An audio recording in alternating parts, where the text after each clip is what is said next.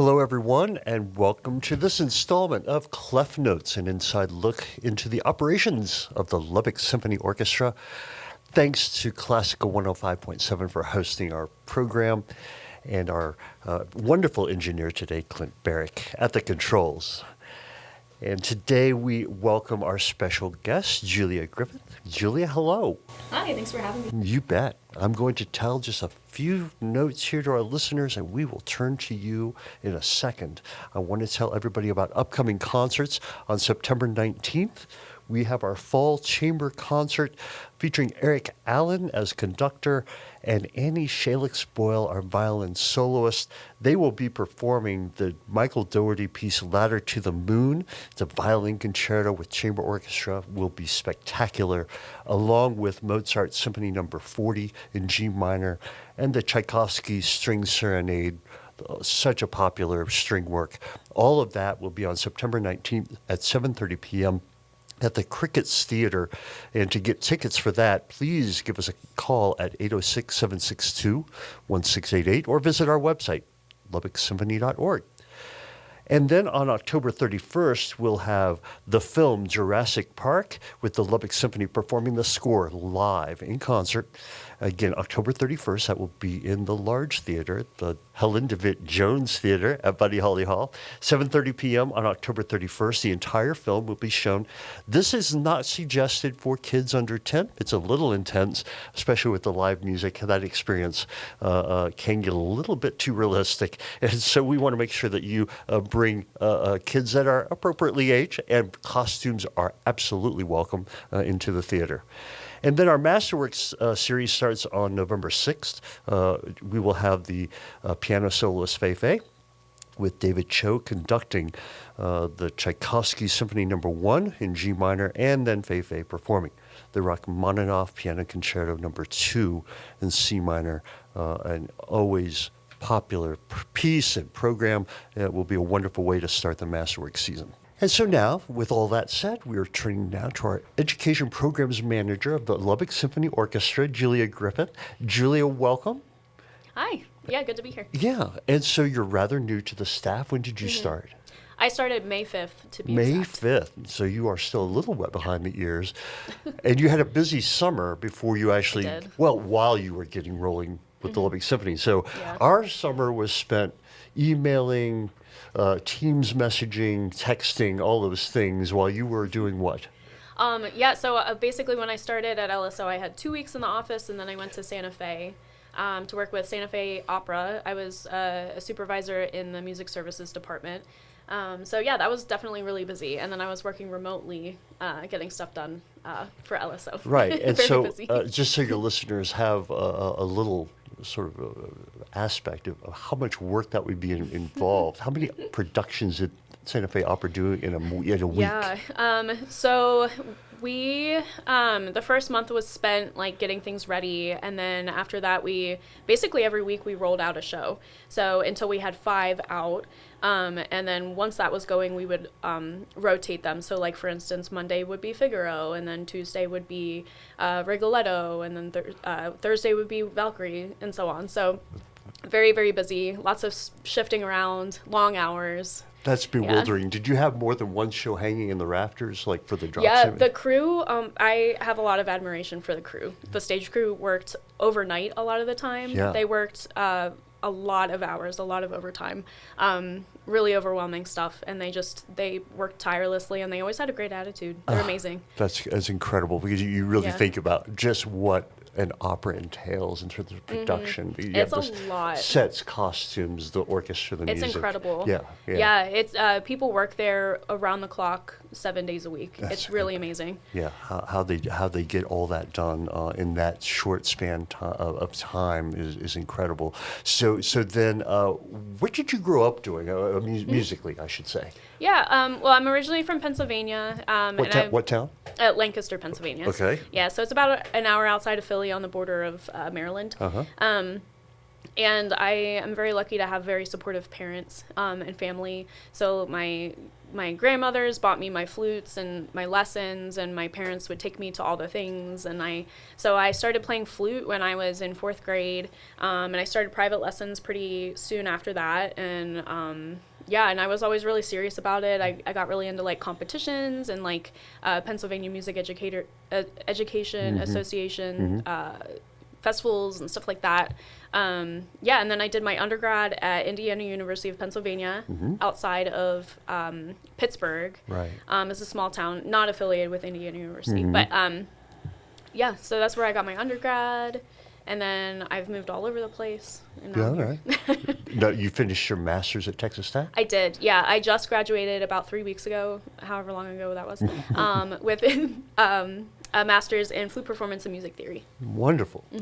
So then we found you. It was a great coincidence that we were looking Yeah, for. it was great timing. Yeah, great timing. We were looking for somebody to fill this spot, and now we've sort of split the education role in the office because that one big job is very overwhelming. So we've given the youth orchestras to another individual, Lee Schrader, and Lee is doing a fantastic job Yeah, at the she's youth awesome. orchestras. Yeah, she is. And then the rest of the education program are your babies. So why don't you tell us a little bit about the things that you manage?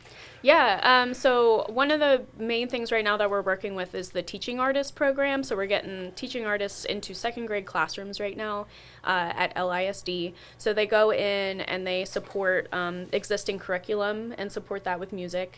And so we've got a team of 5 of them right now. We had a little bit of overturn, and we're introducing a new one right now, too. So let's get into that just a little bit. Yeah. So describe what these teaching artists are teaching. So they go in, are they teaching just a music lesson? So they're using music to supplement existing curriculum. So it's not a music lesson per se, but like say they go in and they support social studies or they support science. Right. And we're working on a 5-year study. I think we're in year 4 of that to show the benefits of that, and it's showing really good trends towards students retaining information better, performing better in tests. And so, yeah, everything's showing that it's beneficial to them. Yeah, I've seen some of the test results or some of the survey results, and it does show that kids that are receiving these teaching artist instruction are outperforming their peers in the classroom, and so it's a very sort of well-controlled experiment that we're running here, and the data we're getting we feel is really dependable. This is kind of groundbreaking because we all in the arts are struggling always to justify what we do in terms of grant writing, making grants, and justifying the work that we do in the classroom. As we see the benefits, right? Anecdotally, we can say, Johnny's such a better student when he plays violin. Yeah, okay, but why? Is it because he has great parents that make sure Johnny's into everything, or is it because the music making actually helps Johnny's brain? So Yeah, that's the argument absolutely. we're always trying to make. Yeah. Sorry to get on my soapbox there for a second, but No, please. yeah, well, we are really always struggling with that, and I think that this data, that once we turn it over to the foundations and to other arts organizations, that we want to share it with, because we want this to be effective, and we want it to be sort of used nationally if we can, that shows that arts education makes a difference in kids' lives. Absolutely. Yeah. I'm done with that. So what else do you do Yeah. with Lubbock Symphony? So there are a few programs. The next big thing that we're getting prepared for is the education concerts. So there's one in the fall for elementary students, and there's one in the spring, January, spring semester for 6th through 12th grade. So the one for elementary is on October 23rd. We're going to feature LSO playing Saint-Saëns' Carnival of the Animals. And in between each movement, Maestro David Cho will pause and teach about the orchestra, about the instruments, different elements about the piece, composer. And we're working on a really exciting guidebook right now. So if for teachers, you can always reach out to me at education@lubbocksymphony.org. And if you RSVP for this event, then you'll receive a guidebook that you can run through with your students. It's going to be entirely digital this year. although we do have a printable version because I know some families don't have internet. But for the digital platform, it's interactive. It's pretty straightforward. You basically just go through it in order. There will be moments to pause and go through different lessons. So if you're in a math classroom at the time, then you can do a quick math problem. Or if you're in reading, then you have a segment to read. So you can learn about these the animals that Saint Saëns writes these movements for, and yeah, it's gonna be really fun.